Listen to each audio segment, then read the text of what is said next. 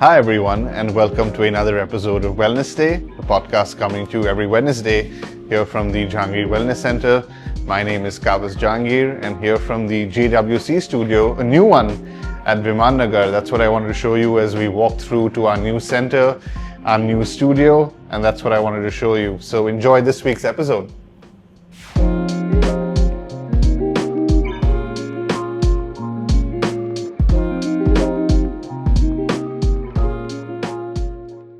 All right, we've talked to a few cardiologists previously in many episodes as well. This week, we're talking to another cardiologist. We're talking to Dr. Yogesh Kulkarni. Today, we're going to be focusing on a very specialized aspect of cardiology that Dr. Kulkarni focuses on, and that is cardiac electrophysiology. It's a long word, so I had to look it up myself. Thank you so much for being here, Doc. It's a pleasure to have you. As I said, we've talked to multiple cardiologists about general heart health and so forth. But here we are talking about something very specific. We're talking about, again, I'm going to read it, cardiac electrophysiology. So can you please tell us what that is? And thank you so much for being here, of course. So first of all, thank you for inviting me. So actually, when we talk about heart, so general concept or people know about is there are 4 chambers in the heart, and there is some blood supply. Whenever it gets blocked, there is a heart attack. Yeah. So the general concept is heart, and the only heart disease is heart attack. So the heart has multiple other diseases other than heart attack also. Right. So as like if we talk more practically, in our home, there is one is the water line, which comes the water, and another is the electricity line. Okay. The same thing is in our heart. So there is one blood vessel line, and that will blocked, it can cause heart attack. Right. In a similar way, there is some electricity line also there. And that in our language, we call it as a conduction system of the heart. And whenever there is any dysfunction in this system, there comes the role of electrophysiologist. So this is the conduction system which makes the heart to contract. So the rate of the heart, the contractility of the heart is in a larger aspect decided by this conduction system. So, and anyways, whenever your heart becomes slow, whenever heart becomes faster than required, or it becomes irregular, and there this electrophysiology starts, and we treat those diseases where which are related to the rate of your heartbeat or the synchronization of your heart contractions. Okay. So in both ways, like your slower heartbeat or your unnecessarily faster heartbeat, we treat both those type of diseases. So like palpitations and so forth. I like the analogy that you said about the house, that one is your water line and the other is your electricity line. And, here in Pune, we get lots of power cuts. So what happens when you get a power cut? What does that look like for a heart? So actually, as we have 4 chambers in our heart, and there is one power generator which is situated in the right side upper chamber of your heart. And whenever this sends the signals, it will spread all in our heart, and it will make the heart to contract. So whenever there is a problem in any way in generating the signal or in the conduction of this signal, there will be blockage in this to go to the muscle, and the muscle will not contract, and there will not be any contractions. So we can divide this type of diseases, which we can call it as a bradycardia, where your heartbeat reduces whichever is required than that. So we can call it as a sinus node dysfunction, wherever the generator problem is there. And whenever there is a problem in the wiring system, or there is a cut in your wire, so that we call it as a AV node disease, or scientific language you can call as a His system or Purkinje system diseases, where AV node block will happen, or AV heart blocks will happen. And in those cases, wherever your heartbeat will go down, there you need pacemakers. Yeah. So another part of this is the patients who develop palpitations. So whoever develop palpitations, so the causes of palpitation will be divided according to the age. So in a younger age, you will develop, we can call it as a supraventricular tachycardias, whenever there is an extra wire. and Extra wire. Okay. extra wire in your heart. And this extra wire results in short circuit, and that cause a faster heartbeat. And this Okay. heartbeat, like your normal heartbeat will be 60 to 100. But in these cases, those patients who are developing this type of palpitation and the diagnosis is supraventricular tachycardia, the heartbeat will go on to 200, 250, Oh, wow. sometimes 300. Really? Because I thought you can only have like a maximum heart rate of certain amount. You know, that is that Yeah, typical that is thing. normal heart. But I didn't realize that your heart rate can actually go faster than what Yeah. your maximum can be. No. Oh, wow. It can go up to 250, or if you are more younger, it can go up to 300 also. Oh, wow. So That's incredible. in those cases, comes the role of ablation. So actually, in previously, like 20, 25, 30 years back, all those diseases will be treated with medications. But actually, this treatment is not adequate, and every medication comes with side effects. So how many days you will take that medication, and how much long duration you will take, the side effect will go on pile and on. So this ablation, in this, the first part, like we do an EP study, and another part is the basic treatment part, like ablation. Like a more simpler way I can tell, like if you have a block, we will do an angiography, Right. and we will localize the block. Yeah. And then we do angioplasty, we open the block. Correct. In a similar way, we'll do an EP study, electrophysiology study. We see where is the problem, where is that extra wire is there. And in another part, that is the treatment part, ablation, we'll go there, we'll keep our catheter there and give a small radio frequency energy there, like a heat type of energy, and just burn that 1 mm part, and Oh, wow. just Okay. stop that wire from any conduction. And that's why in future you will not develop any type of this palpitation or tachycardias, and you are also free of any medication, no need to pick any medication further. So in that way, this ablation in the newer era is making changes in those in the patient's life who are getting repeated palpitation instead of taking medication. Okay. How interesting. It's like literally, it's like engineers working on microchips and that kind of thing. How very cool that is. But you talked about pacemakers, and you know, people know about pacemakers and they've been around for a long, long time. How have pacemakers evolved from, you know, maybe 5 years ago, 10 years ago compared to today in terms of technology and the new usages of it? So previously, when the pacemaker has started, so the technology was very in the precursor phase or a very initial phase.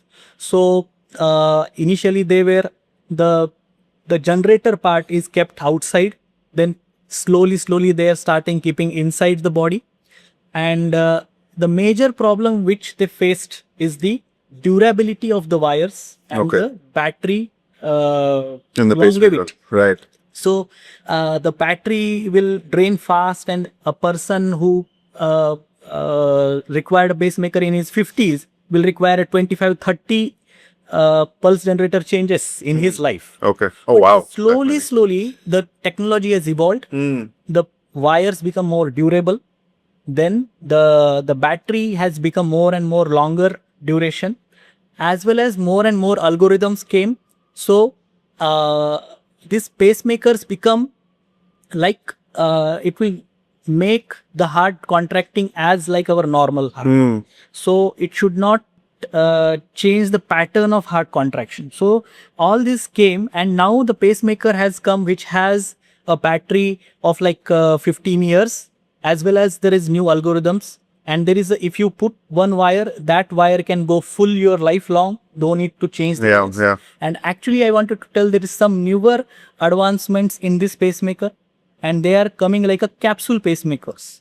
Oh, There is no need of any external device or anything wires. So you have to just like you put stents in your heart. Right. Yeah, like that same way we go through your femoral vein, your vein from your leg, and just put a capsule-like pacemaker in your right ventricle, and there is nothing else. Wow. Because the still unresolved problem with our routine pacemaker is the pacemaker infection. Because ultimately pacemaker is a foreign body. Right. And once the infection happens, very difficult to treat, and many a times we have to remove the whole device. Right. And then we have Clean to up. wait and all this Yeah. stuff very economically and physically, emotionally, all things will be burdened Of to the course. patient Yeah. as well as to the doctors also. So this new device, this removes all the complications of this infection, hematomas, or sometimes if we put, sometimes there is damage to the lung also. All these things are removed. And the one important thing is that a small, this capsule like pacemaker has a battery life of around 15 to 20 years. Wow. So suppose a 65-year In this little capsule. yes, Wow, in that's this little capsule, the battery life is around 15 years, 20 years. Hmm. So, only once if you want to change, required, the pulse generator change is required. Otherwise, this will go full lifetime. Wow. That. So, this is actually a revolution in pacemakers. Incredible. What about things like now, that more and more wearable devices that have ECG and, so forth on their phones or on their watches or ring or whatever it is. What is your, take on that? Yeah. So actually, I feel this is a very good thing which is happening, which these companies are providing the monitoring of your heartbeats. I don't know every this different companies has brought, but those who are authentic companies and those companies will really help us in actually diagnosing the patients. Right. So because the problem in case of palpitation is that they are very infrequent and they are very short duration. So people comes to our OPD and tell, I have a palpitation yesterday 5 minutes, and the basic investigation what we need for the palpitation is the ECG at the time of palpitation. Okay. But how a person can take ECG when this is happening at the night time or this is just of 5 minutes? So from our point of view, we can do holters, like we will attach a device for 24 hours, 3 days, 7 days, and we can tell the patient whenever you have palpitation, you can write down and we can see whatever is happening. But the problem is that if symptoms are not like weekly, they're monthly, once if it is happening, then these holters are useless. So in such a cases, these type of devices which can monitor your heartbeat continuously, they will help. But from our side also, there is one solution. Right. There is, we can call it as a loop recorders. Okay. Loop recorders. So this is like a small pen drive like device. Okay. And if a person is telling we have a palpitation in 3 month once, 6 month once, but this is very severe at that time, and I can't go to hospital and take that ECG. So we will put that small device just below the skin in front of your heart. Only one stitch is required. So this is not a treatment, but this is an investigation purpose. And this device will remain there for 1 year, 2 years. And whenever you have symptoms, it will get recorded. Oh wow! I didn't know that something like that existed. Yes, and we can interrogate the device. You can come, you can interrogate, and we can find out what are the causes. Either it is a low heartbeat, it is a fast heartbeat, or it is a irregular heartbeat, or it is not related to heart and something other than that. Okay. So as like, though this is a more accurate thing, because along with that it will give ECG also. But of course, these devices which like this wrist watches, easy, accessible. Yeah. So these are like multi-purpose. You are giving time also, and at the same time, it is your heart is also heartbeat is also getting recorded, and many a times it will be helpful also. For us. Interesting that there's this kind of device that's also available. So people have the full spectrum. They've got something like a watch, they've got something like a ring, or they've got something like plugging in a USB into their own hard drive, so to speak, and then you've got the halter, which is like the other end. So it's fascinating that, there's so many ways to monitor oneself. But it's been fascinating talking to you and getting this information about the electrical side of the heart. Would it be fair to say that, when I ask this to other doctors for their specialty, what are the things that people should look out for from the preventive side or from a symptomatic side of, what should be something that you should be looking out for? Would it be fair to say that in the case that we've been talking about today, palpitations is the one word that stands out? Yeah, because in today's world, whenever a patient has a chest pain, no one stays at home. He will rush to the hospital and do the ECGs and further things. But whenever a patient has palpitation, especially a short palpitation, 5 minute, 10 minute, these are the things which is generally get ignored. So yes, I know many a people will develop a palpitation due to stress. But I think that we should not ignore such symptom. Right. Or whenever we are getting some giddiness, so those people, whenever comes, oh, this is since 2 years, 3 years I have, but I'm not giving more attention to that, or these are not frequent at that time. Yeah. So now it become more frequent. So the thing is that the first advice, don't ignore your symptoms, because chest pain is not only the symptom which is related to heart. Heart has many other symptoms like palpitation, giddiness, syncope, like transient unconsciousness, and you should evaluate those symptoms, especially when you have any family history, like you have a family history of heart disease, or a family of a sudden cardiac death happened in your family, or if your siblings has some disease, or you are a professional athletic, or you are going for a gym. So before that, better to get complete evaluation, because the thing is that we are seeing many younger people developing heart attacks and they are dying suddenly. But actual thing is, this is not what we call, all people are not having heart attacks. Means all people are not dying due to blockage in their arteries. There is something different happening, and that is the arrhythmias. The electric side. Yes. Yeah. So there are many genetic diseases which can cause this sudden fast increase in your heartbeat, and that can cause sudden deaths.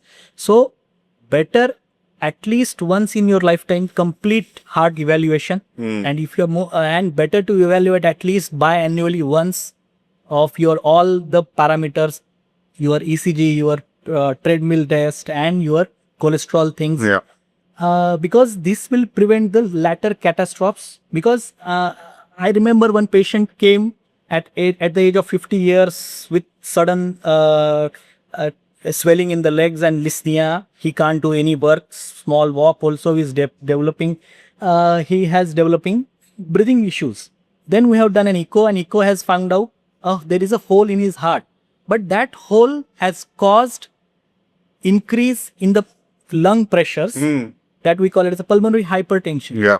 And that time the problem is inoperable. So we can't. It's a cascading effect. Yes. So if that person has done an echo in his younger age, actually it is a very small problem. A small surgery will help him at that time. But now at this time, it become inoperable. So this is like a cancer in fourth stage. We can't do anything. So same thing. Early detection. Surgeons will tell we can't do anything. So better to evaluate at a younger age, so that there will be all the latter problems you can avoid. I think that's a lovely note to really end today's discussion on, in terms of what you're talking about. Effectively, you're saying is that make sure you're doing your preventive checks, your wellness checks as often as you can, once or twice a year, and that will prevent most of these issues that crop up. Thank you so much, Dr. Kulkarni, for being here and, telling us the side of hearts that people are perhaps not as aware of as the more famous ones. So thank you so much for educating us about that. Thank you. Thank you. Thank you all. And before you leave, do not forget to hit the like and subscribe button here at the bottom. Any comments that you may have, you always love to hear about that as well. Thank you, and we will see you next week.